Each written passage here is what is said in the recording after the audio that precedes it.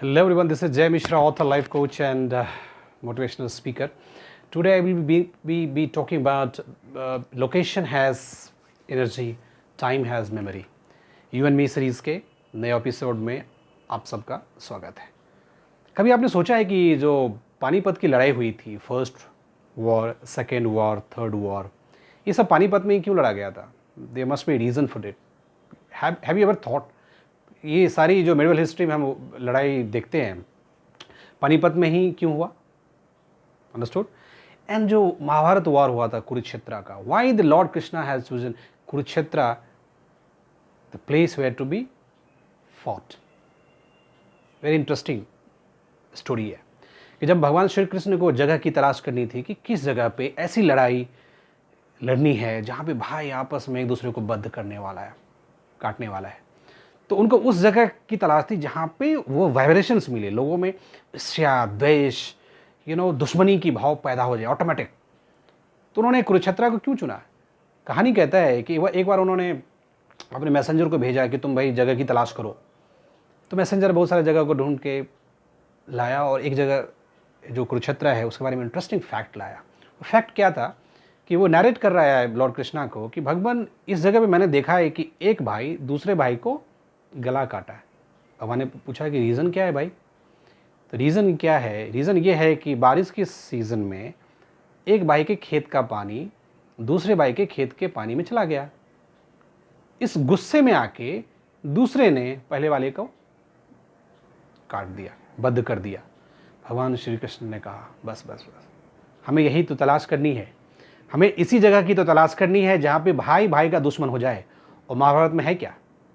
एक भाई दूसरे भाई को मारने पे तुला हुआ है। The fight between Kaurava and Pandava was just, is a war between brothers, and the place was chosen because that place had kind of that sentiments, that energy and vibes where you can't have affections and love and anything at all. बस मरना ही है वहाँ पे। इसलिए जीवन में दो चीज़ों का, लोकेशन का और टाइम का काफ़ी इंपॉर्टेंट रोल है। आप किस जगह पे क्या कैसे करने वाले हैं डिपेंड करता है कि वहाँ का इन्वायरमेंट क्या है।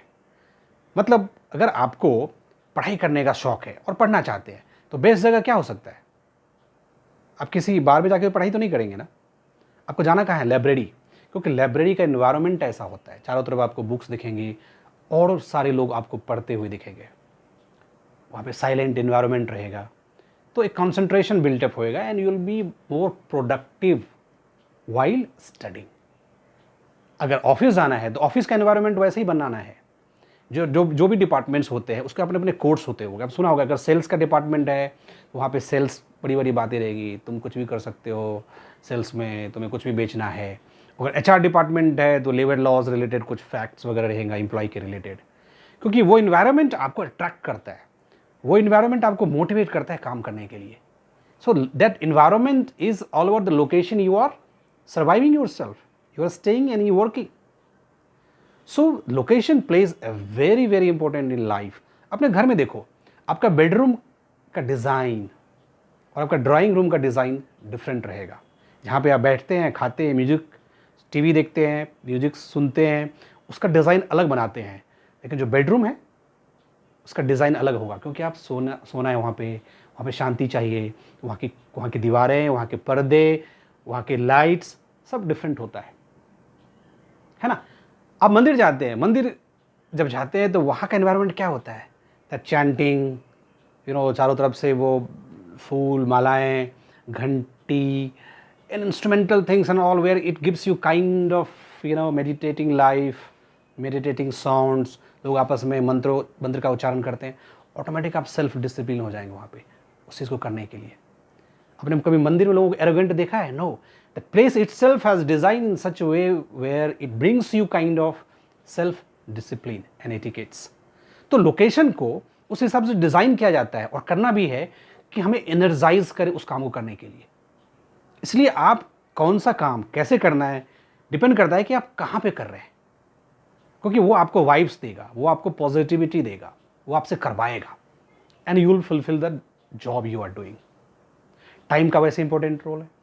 जीवन में जब भी आप कभी परेशान हो जाते हैं तो आप पुराने दिनों को याद करते हैं। आप दिनों को याद नहीं करते, समय को याद करते हैं। अगर ऐसा कहा जाए तो गलत नहीं है। आप अपने पुराने समय, अगर समय अच्छा गया है दोस्तों के साथ, मित्रों के साथ, परिवारों के साथ, तो उसको आप बैठ के सोचते हैं, आपको आनंद आता है, यार वो समय अच्छा था। हम बोलते भी हैं बचपन का समय बहुत अच्छा था। बचपन में क्या है, मेमोरी तो है। तो टाइम हैज़ अ मेमोरी, समय के साथ एक मेमोरी रहता है। और मेमोरी अगर नहीं है तो बनाना सीखो। डेली लाइफ में, मंथली, वीकली, ईयरली अपनी एक स्टोरी बनाओ। अगले साल जब आप नए साल में प्रवेश करें तो आपको पुराने कुछ पॉइंट्स तो होने चाहिए जिसमें आपको लगे कि कुछ अच्छा मैंने किया है। वो आपको पॉइंट क्रिएट करना पड़ेगा, वो बनाना पड़ेगा और मेमोराइज करना पड़ेगा। जीवन में यादें जो होती है वो तो बोलते हैं आप मरने से पहले छाप छोड़ के जाओ, मरने से पहले कुछ ऐसा करके जाओ जो लोग आपको याद रखें। The people will memorize you. So you have to do certain things. You have to leave a legacy in your life. So you have to create a kind of things where people will remember you for longer time. You have to be artistic. You have to be joyful.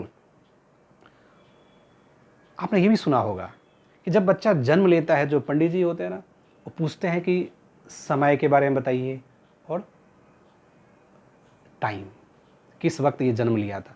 तो दो चीज़ जब आप उनको input देते हैं ना, then he makes kind of जन्म कुंडली, जन्म पत्री, करेक्ट ना।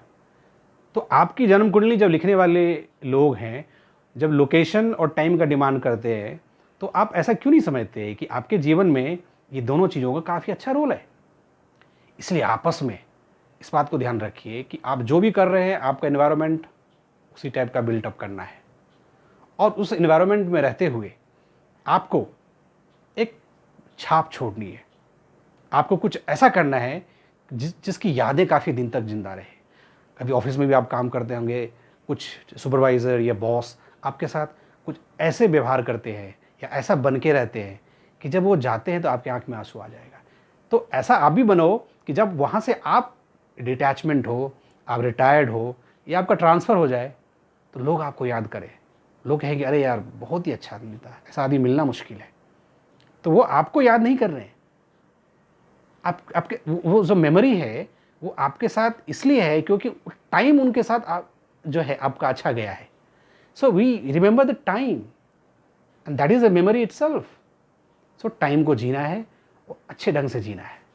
और आपस में हम जो भी लोग हैं, अपने दोस्तों के साथ, परिवार के साथ, मित्रों के साथ, जहाँ भी रहते हैं, उसको एक पॉजिटिव वाइब्स दीजिए और अपने आसपास के एनवायरनमेंट को इस तरफ से बिल्टअप करिए कि आप जिस फील्ड में हैं वो आपको उसमें आपको पॉजिटिविटी दे और आपको बेहतर करे।